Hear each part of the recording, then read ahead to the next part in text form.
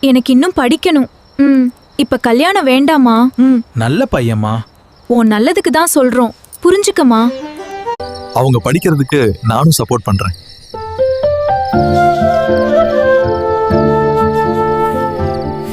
என் வாழ்க்கை இப்போ இப்படி மாறப்போகுது.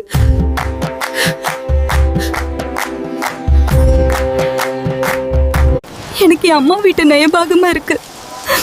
நீ தனியா இல்ல, இனிமே நான் உன் கூட எப்பவும் இருக்கிறேன், கவலைப்படாதே. என் வாழ்க்கையில நடந்த சந்தோஷம் இவங்கள்தான். அம்மா, கல்யாணம் ஆனாலும் உன் கனவு முடியலமா. நீ நினைச்சத சாதிக்கணும்.